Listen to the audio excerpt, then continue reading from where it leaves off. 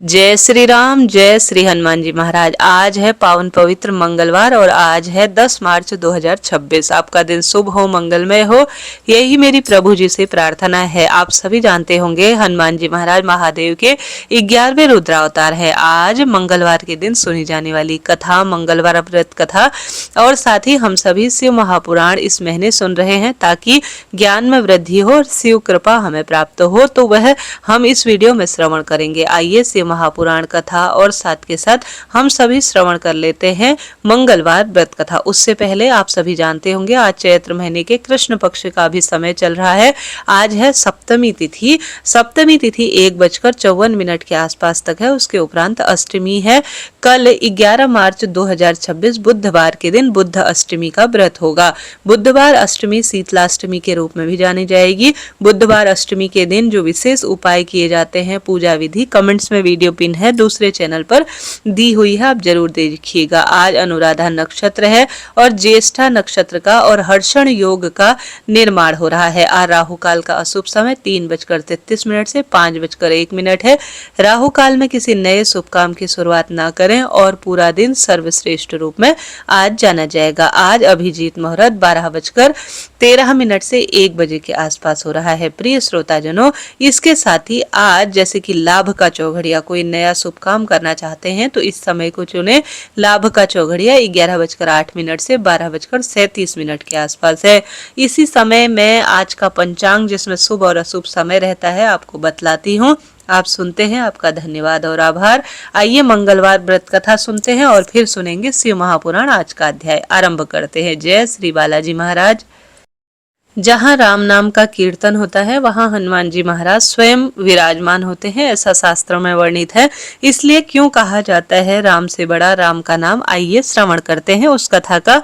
जैसे कि उत्तर रामायण के अनुसार अश्वमेध यज्ञ पूर्ण होने के पश्चात भगवान श्री राम ने बड़ी सभा का आयोजन कर सभी देवता, ऋषि मुनि, किन्नर, यक्ष और राजाओं को बड़े प्रेम पूर्वक आमंत्रित किया। सभा में आए नारद मुनि के भटकाने पर एक राजन ने भरी सभा में ऋषि विश्वामित्र को छोड़कर सभी को प्रणाम किया। ऋषि विश्वामित्र गुस्से से भरे उठे और उन्होंने भगवान श्री राम से कहा कि अगर सूर्यास्त से पूर्व श्री राम ने उस राजा को मृत्यु दंड प्रदान नहीं किया तो राम को वह पूर्ण रूप से श्राप देंगे। इस पर श्री रामचंद्र जी ने उस राजा को सूर्यास्त से पूर्व मारने का प्रण ले लिया था। श्री राम के प्रण की खबर पाते ही राजा भागा भागा इधर उधर घूम रहे थे। हनुमान जी की माता अंजनी की शरण में वह राजा गए तथा बिना पूरी बात बताए उन्होंने प्राण रक्षा का वचन मांग दिया। तब माता अंजनी ने हनुमान जी को राजन की प्राण रक्षा का आदेश दिया। हनुमान जी ने श्री राम की शपथ लेकर कहा कोई भी राजन का बाल बाका नहीं कर पाएगा। परंतु जब राजन ने बताया कि भगवान राम ने ही उनके वध करने का प्रण लिया है तो हनुमान जी भी बड़े धर्म संकट में पड़ गए कि राजन के प्राण कैसे बचाया जाए और माता का दिया वचन भी कैसे पूरा किया जाए तथा भगवान श्री राम को श्राप से कैसे बचाया जाए। धर्म संकट में फंसे हनुमान जी को एक योजना सूझी। हनुमान जी ने राजन से सरयू नदी के तट पर जाकर राम नाम का जाप करने के लिए कहा। हनुमान जी खुद सूक्ष्म रूप में राजन के पीछे छुप गए। जब राजन को खोजते खोजते श्री रामचंद्र जी सरयू के तट पर पहुंचे तो उन्होंने देखा कि राजन निरंतर राम नाम का जप कर रहे हैं। प्रभु श्री रामचंद्र जी ने सोचा ये तो भक्त है और भक्त के प्राण कैसे हर लूं। तब श्री रामचंद्र जी ने राजभवन लौटकर ऋषि विश्वामित्र से अपनी दुविधा कही। विश्वामित्र अपनी बात पर अडिग रहे और जिस पर श्री रामचंद्र जी को फिर से राजन के प्राण हरने के लिए जो सरयू नदी है उसके तट पर आना पड़ा। अब श्री राम के समक्ष भी धर्म संकट आ गया कि कैसे वो श्री राम नाम जप रहे अपने भक्त का वध कर दे। राम सोचने लगे कि हनुमान जी को उनके साथ होना चाहिए तथा हनुमान जी तो कहीं गायब है, परंतु हनुमान जी तो अपने ही आराध्य के विरुद्ध सूक्ष्म रूप से एक धर्म युद्ध का संचालन कर रहे थे। हनुमान जी को यह बात ज्ञात थी कि राम नाम जपते हुए राजन को कोई भी नहीं मार सकता, खुद मर्यादा पुरुषोत्तम राम भी नहीं। श्री राम ने सरयू तट पर लौटकर राजन को मारने हेतु जब शक्ति शक्ति बाण निकाला। तब हनुमान जी के कहने पर राजन निरंतर राम नाम जपने लगे। राम जानते थे राम नाम जपने वाले पर शक्ति बाण भी असर नहीं करती। वो असहाय होकर राजभवन लौट आए। विश्वामित्र उन्हें लौटा देखकर श्राप देने को उतार हो गए और राम को फिर सरयू तट पर जाना पड़ा। इस बार राजा हनुमान जी के इशारे पर जय श्री राम जय श्री राम जय हनुमान गा रहे थे। प्रभु श्री राम ने सोचा कि मेरे नाम के साथ साथ यह राजन तो शक्ति और भक्ति की जय जयकार बोल रहा है, ऐसे में कोई अस्त्र शस्त्र इसे मार नहीं सकता। इस संकट को देखकर श्री राम मूर्छित हो गए। तब श्री वशिष्ठ जी ने ऋषि विश्वकर्मा को सलाह दी कि राम को इस तरह संकट में न डाला जाए। उन्होंने कहा कि श्री राम चाहकर भी राम नाम जपने वाले को नहीं मार सकते, क्योंकि जो बल राम के नाम में है वह खुद राम जी में भी नहीं है। संकट बढ़ता देख ऋषि विश्वामित्र ने राम को संभाला और अपने वचन से मुक्त कर दिया। मामला संभलते देख राजा के पीछे छुपे हनुमान जी वापस अपने रूप में आ गए और श्री रामचंद्र जी के चरणों में गिर पड़े। तब प्रभु श्री रामचंद्र जी ने कहा कि हनुमान जी के इस प्रसंग से सिद्ध कर दिया कि भक्ति की सदैव ही भक्ति की शक्ति सदैव आराध्य की ताकत बनती है तथा सच्चा भक्त सदैव भगवान से भी बड़ा होता है। इस प्रकार श्री हनुमान जी ने राम नाम के सहारे श्री रामचंद्र जी को भी हरा दिया। बोलिए जय श्री राम जय जय श्री बालाजी महाराज। प्रिय श्रोताजनों, यह तो राम नाम की जाप की कथा थी। अब आइए मंगलवार व्रत कथा भी सुन लेते हैं। बोलिए जय श्री राम जय हनुमान जी महाराज। मंगलवार व्रत कथा अनुसार एक समय की बात है, एक ब्राह्मण दंपति की कोई संतान नहीं थी, जिस कारण वह बेहद दुखी रहा करते थे। एक समय ब्राह्मण वन में हनुमान जी की पूजा के लिए गए थे। वहां उसने पूजा के साथ साथ महावीर जी के एक पुत्र की कामना की, अर्थात हनुमान जी से उन्होंने एक पुत्र के लिए प्रार्थना की। घर पर उसकी स्त्री भी पुत्र प्राप्ति के लिए निरंतर हनुमान जी की भक्ति और मंगलवार व्रत किया करती थी। वह मंगलवार के दिन व्रत के अंत में हनुमान जी को भोग लगाकर ही भोजन करती थी। एक बार व्रत के दिन ब्राह्मणी न तो भोजन बना पाई और न ही हनुमान जी को भोग लगा सकी। उसने प्रण किया था वह अगले मंगलवार को हनुमान जी को भोग लगाकर ही भोजन करेगी। वह भूखी प्यासी 6 दिनों तक पड़ी रही। मंगलवार के दिन बेहोश हो गई। हनुमान जी उसकी निष्ठा और लगन को देखकर प्रसन्न हुए। उन्होंने आशीर्वाद स्वरूप ब्राह्मणी को एक पुत्र दिया और कहा कि यह तुम्हारी बहुत सेवा करेगा। बालक को पाकर ब्राह्मणी अति प्रसन्न हुई और हनुमान जी के खूब जय जयकार करने लगी।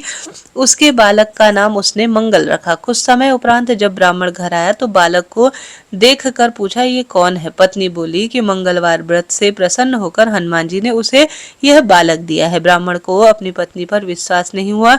एक दिन मौका देखकर ब्राह्मण ने बालक को कुएं में फेंक दिया। घर पर लौटने पर ब्राह्मणी ने पूछा, मंगल कहाँ है? तभी पीछे से मंगल मुस्कुराता हुआ आया। उसे वापस देखकर ब्राह्मण आश्चर्यचकित रह गया। रात को हनुमान जी ने उसे स्वप्न में दर्शन दिए और बताया कि यह पुत्र उसे उन्होंने ही दिया है। ब्राह्मण सत्य जानकर खुश हुआ। इसके बाद ब्राह्मण दंपति प्रत्येक मंगलवार को व्रत रखने वाले गए। जो मनुष्य मंगलवार को सच्ची निष्ठा भक्ति से मंगलवार व्रत करता है, जिस कामना के तहत नियम का पालन करता है, हनुमान जी उसके सभी कष्ट दूर करते हैं और सब सुख स्वयं ही उसे प्रदान करते हैं। और हनुमान जी महाराज सारे दुख तकलीफ पीड़ा का भी निदान करते हैं। बोलिए हनुमान जी महाराज की जय। संकट मोचन हनुमान की जय। जय जय श्री बालाजी महाराज। प्रिय श्रोताजनों, यह मंगलवार व्रत कथा मैंने आपको बताई। आइए मैं आपको सुनाती हूँ शिव महापुराण के श्रेष्ठ अध्याय। इन दिनों हम पढ़ते पढ़ते रुद्र संहिता के सर्वश्रेष्ठ अध्याय में पहुंच गए हैं। आज के अध्याय में स्वामी कार्तिकेय और गणेश की बाल लीला, दोनों का परस्पर विवाह के विषय में विवाद, शिव जी द्वारा पृथ्वी परिक्रमा का आदेश, कार्तिकेय का प्रस्थान, गणेश का माता पिता की परिक्रमा करके उनके पृथ्वी परिक्रमा स्वीकृत करना, विश्व रूप की सिद्धि और बुद्धि नामक 2 कन्याओं के साथ गणेश का विवाह होना और क्षेम तथा लाभ नामक 2 पुत्रों की उत्पत्ति होना, कुमार का पृथ्वी परिक्रमा करके लौटना और शूद्र होकर क्रोच पर्वत पर चला जाना, कुमार खंड के श्रवण की यह महिमा बतलाई गई है। तो इसका आइए हम आज श्रवण करते हैं। इससे पहले हमने अन्य चीजें पढ़ ली हैं। पढ़ते पढ़ते आज हम यहाँ आ पहुंचे हैं। नारद जी ने पूछा, तात मैंने गणेश गणेश जी के जन्म संबंधी उत्तम वृतांत तथा परम पराक्रम से विभूषित उनका दिव्य चरित्र भी सुन लिया। सुरेश्वर, इसके बाद कौन सी घटना घटी उसका वर्णन कीजिए, क्योंकि पिताजी शिव जी और पार्वती जी का उज्जवल यश महान आनंद प्रदान करने वाला है। ब्रह्मा जी ने कहा, मुनि श्रेष्ठ, तुम बड़े कारुणिक हो, तुमने बड़ी उत्तम बात पूछी है। ऋषि सत्तम, अच्छा अब मैं उसका वर्णन करता हूँ, तुम ध्यान लगाकर सुनो। विप्रेंद्र, शिव और पार्वती दोनों अपने दोनों पुत्रों की बाल लीलाएं देख देख कर महान प्रेम में मग्न रहने लगे। पुत्रों का लाड़ प्यार करने के कारण माता पिता का सुख दिनों दिन बढ़ने जा रहा था और वह दोनों कुमार प्रीति पूर्वक आनंद के साथ तरह तरह की लीलाएं करते थे। मुनीश्वर, वह दोनों बालक स्वामी कार्तिकेय और गणेश भक्ति पूर्वक चित्त से सदा माता पिता की परिचर्या करते थे। इसमें माता पिता का महान स्नेह दिख रहा था। गणेश का शुक्ल पक्ष की चंद्रमा की तरह दिन प्रतिदिन बढ़ता रहना एक अद्भुत शोभा दे रहा था। एक समय शिव और शिवा दोनों प्रेम पूर्वक आनंद में बैठकर यूं विचार करने लगे कि हमारे ये दोनों पुत्र अब विवाह के योग्य हो गए हैं, अब इनके शुभ विवाह आखिर कैसे संपन्न हो। हमें तो जैसे सडानन प्यारा है वैसा ही गणेश भी है। ऐसी चिंता में पकड़कर वह दोनों लीलावश आनंद मग्न हो रहे थे। मुनि माता पिता के विचार को जानकर उन दोनों पुत्रों के मन में भी विवाह की इच्छा जाग उठी। वे दोनों पहले मैं विवाह करूंगा यूं परंपरा कहते हुए परस्पर विवाद करने लगे। तब जगत के अधीश्वर वे दोनों दंपति पुत्रों की बात सुनकर लौकिक आचार का आश्रय लेकर परम आनंद को प्राप्त हुए। कुछ समय बाद उन्होंने अपने दोनों पुत्रों को बुलाया और उनसे इस प्रकार कहा। शिव पार्वती बोली, सुपुत्रों, हम लोगों ने पहले से ही एक ऐसा नियम ले रखा है जो तुम दोनों के लिए सुखदायक होगा। अब हम यथार्थ रूप से उसका वर्णन करते हैं, तुम लोग प्रेम पूर्वक सुनो। प्यारे बच्चों, हमें तो तुम दोनों बहुत पुत्र समान ही प्यारे हो, किसी पर विशेष प्रेम हो तो ऐसी बात नहीं है। अतः तो हमने तुम लोगों के विवाह के विषय में एक शर्त रखी है जो दोनों के लिए कल्याणकारी है। जो सारी पृथ्वी की परिक्रमा करके पहले लौट आएगा उसी का विवाह पहले किया जाएगा। ब्रह्मा जी कहते हैं, मुनि माता पिता की यह बात सुनकर सर जन्मा महाबली कार्तिकेय तुरंत ही अपने स्थान से पृथ्वी की परिक्रमा के लिए चल दिया, परंतु अगाध बुद्धि संपन्न गणेश जी वहीं खड़े रहे। वह अपनी उत्तम बुद्धि का आश्रय लेकर बारंबार मन में विचार करने लगे कि अब मैं क्या ही करूं, कहाँ जाऊं। परिक्रमा तो मुझसे हो नहीं सकेगी, क्योंकि कोस भर चलने के बाद मुझसे आगे चला नहीं जाता। फिर सारी पृथ्वी की परिक्रमा भला मैं कैसे कर कर सुख को प्राप्त कर सकूंगा। ऐसा विचार कर कर गणेश ने जो कुछ किया उसे सुनो। उन्होंने अपने घर लौटकर विधि पूर्वक स्नान किया और माता पिता से इस प्रकार कहा। गणेश जी ने बोले, पिताजी और माताजी, मैंने आप लोगों की पूजा करने के लिए यहाँ 2 आसन स्थापित किए हैं, आप दोनों इस पर विराजित हो और मेरा मनोरथ पूर्ण करो। ब्रह्मा जी कहते, मुनि, गणेश जी की बात सुनकर पार्वती और परमेश्वर उनकी पूजा ग्रहण करने के लिए आसन पर विधि पूर्वक पूजा के लिए बैठ गए और बारंबार प्रणाम करते हुए उनकी 7 बार प्रदक्षिणा की। बेटा नारद, गणेश तो बुद्धि सागर ही थे, वह दोनों हाथ जोड़कर प्रेम मग्न माता पार्वती की बहुत प्रकार से और माता पिता दोनों की पूजा और स्तुति करने लगे। गणेश जी ने कहा, हे माताजी तथा हे पिताजी, आप लोग मेरी उत्तम बात सुनिए और शीघ्र ही मेरा शुभ विवाह कर दीजिए। ब्रह्मा जी कहते हैं, मुनि महात्मा गणेश जी का ऐसा वचन सुनकर वह दोनों माता पिता महाबुद्धिमान गणेश से बोले। शिव ने कहा, बेटा तू पहले कानूनों सहित इस सारी पृथ्वी की परिक्रमा तो कर के आ, कुमार गया है, तू भी जल्दी से आ जा और उससे पहले तुझे लौट कर आ, तेरा विवाह जल्दी ही कर देंगे। ब्रह्मा जी कहते हैं, मुनि नियम पारायण गणेश माता पिता से ऐसी बात सुनकर कुपित होकर तुरंत बोल उठे। गणेश जी ने कहा, हे माताजी तथा हे पिताजी, आप दोनों सर्वश्रेष्ठ धर्म रूप और महाबुद्धिमान है, अतः धर्म अनुसरण मेरी बात सुनिए। मैंने 7 बार पृथ्वी की परिक्रमा की है, फिर आप लोग ऐसी क्यों बात कर रहे हैं। ब्रह्मा जी कहते हैं, मुनि शिव पार्वती के तो बड़े लीलानंदी ही ठहरे।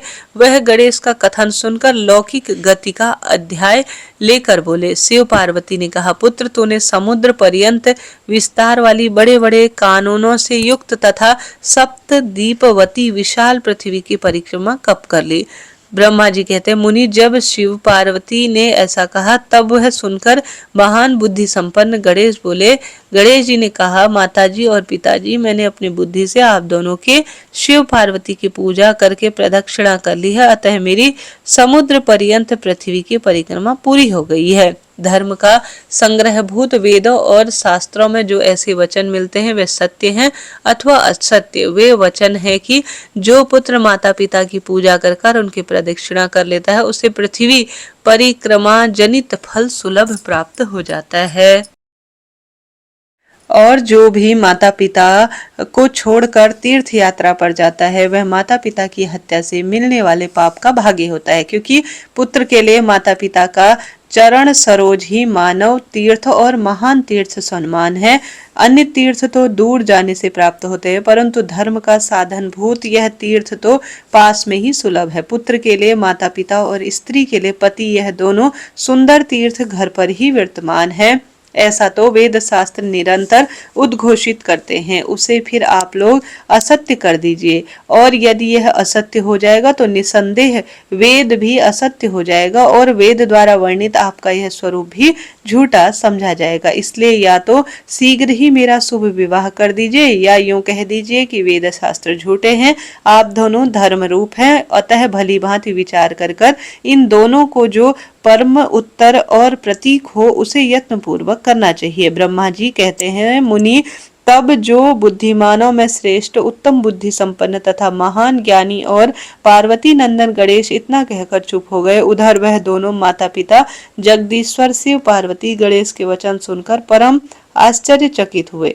इसके उपरांत वह यथार्थभाषी और अद्भुत बुद्धि वाले अपने पुत्र गणेश की प्रसन्नता करते हुए बोले। शिव ने कहा, बेटा तू महान आत्मबल से संपन्न है, इसी से तुझ में निर्मल बुद्धि उत्पन्न हुई है। तूने जो बात कही है वह बिल्कुल सत्य है और अन्यथा नहीं है। दुख का अवसर आने पर उसकी बुद्धि विशिष्ट हो जाती है, उसका दुख उसी प्रकार विनष्ट हो जाता है जैसे सूर्य उदय होते ही अंधकार। जिसके पास बुद्धि है वह बलवान ही है, बुद्धिहीन के पास बल कहाँ। पुत्र, वेद शास्त्र और पुराणों में बालक के लिए धर्म पालन की जैसी बात कही गई है वह सब तूने पूरी कर ली है। तूने तो जो बात की है वह दूसरा कोई कर नहीं सकता। हमने तेरी बात मान ली है, अब इसके विपरीत नहीं कहेंगे। ब्रह्मा जी कहते हैं, नारद यूं कहकर उन दोनों ने बुद्धि सागर गणेश को सांत्वना दी और फिर वे उसके विवाह के संबंध में उत्तम विचार करने लगे।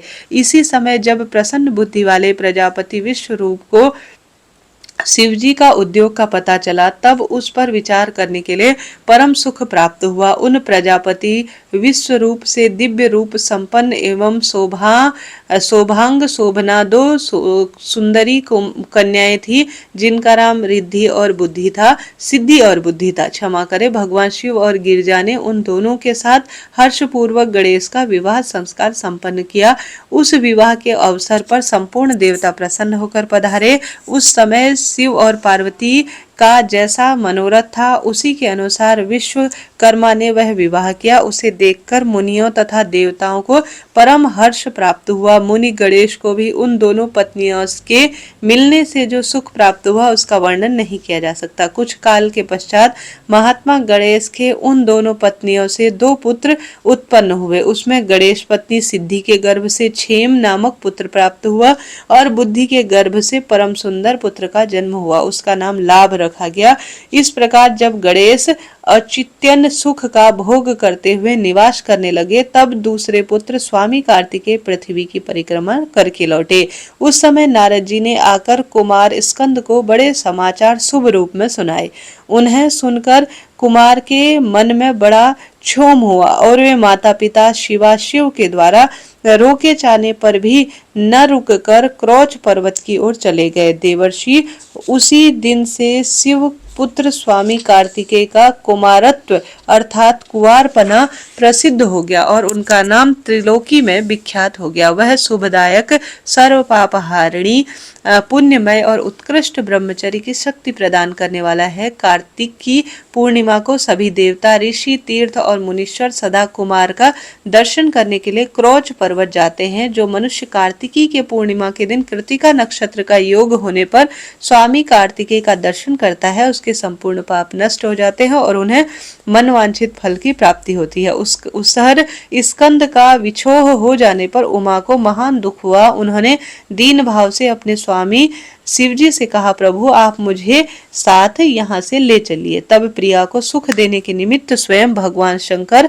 अपने एक अंश से उस पर्वत पर गए और सुखदायक मल्लिका अर्जुन नामक ज्योतिर्लिंग के रूप में वहां प्रतिष्ठित हो गए।